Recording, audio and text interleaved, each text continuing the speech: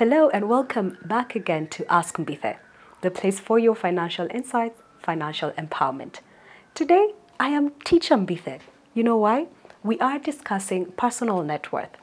In my last video, I referenced the fact that you need to take ownership of your finances, and how you can start is by evaluating what do I owe vis-a-vis what do I owe others. In other words, what are my assets? What are my liabilities? Assets minus my liabilities are my personal net worth. Today, as Teacher Mbithe, I want to walk you through how do you calculate your personal net worth. I would say take a second, get a pen and paper, let's do this. I have a board which I would encourage each and every one of you to get. It helps you put some numbers into perspective, and it helps you in the long term as you're planning your financial vision. So here goes. What you do, assets, you put them on one side, liabilities on another side. Assets, what I own as Mbithe. Liabilities, what I owe others. Assets include land, either something that you have been given as an inheritance or a plot that you have bought. They also include houses. If you have a mortgage, the house that you're staying in, the value of that house is included here. If you have rentals, those houses are also included here. If you have a house up country, kama umejenga nyumbani na hiyo nyumba ni yako, hata kama ulipatiwa, that is still your house and it's an asset. After that, we also have investments.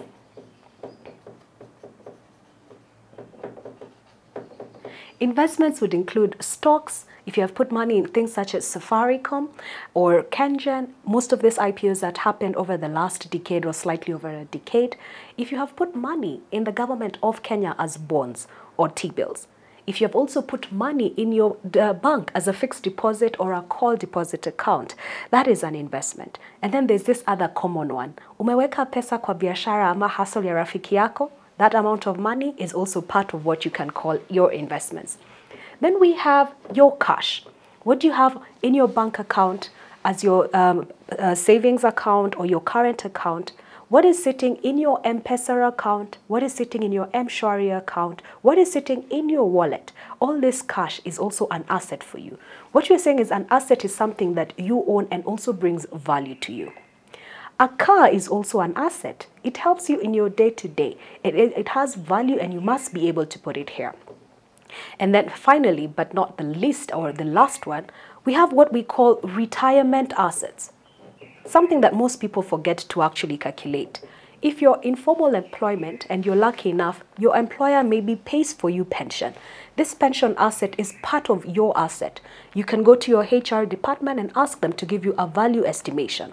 Then what you do is you get the total of this value and you total it up and you get a value. Liabilities. What do you owe people? Do you have a loan? Whether a personal loan or a credit card loan, or if you're paying for a mortgage. Do you owe your friends or other people money? You know, do you have credit? Do you have credit from Mama Mboga or the shops that you go and buy? Or even ladies, have you been buying dresses and shoes and makeup and hair and not paying for it? Have you been incurring services and not paying for those? All those are considered to be your liabilities.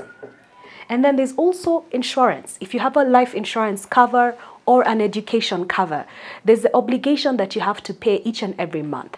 So you tally up that for the year and then you put it here. So insurance policies, you put them here. And then any other thing that you owe other people, you sum it up here and you get the total value of your liabilities. So here it is, but I'll give you a better perspective. You can actually see it off my computer there. This is part of the material that I use to teach people through webinars, which you can let me know if you're interested in.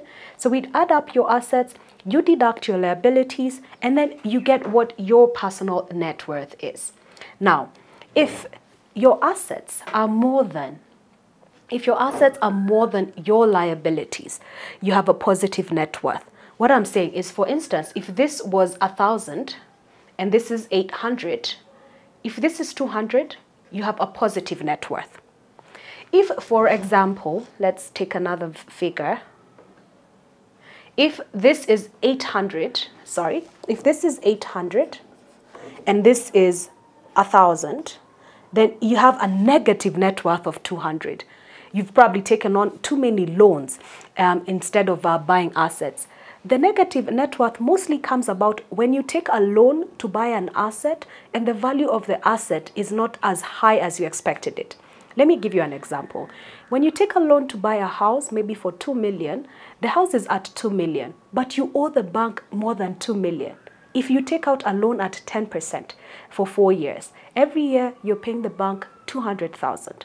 By the end of the 4 years, your loan amount will have been 2.8 million.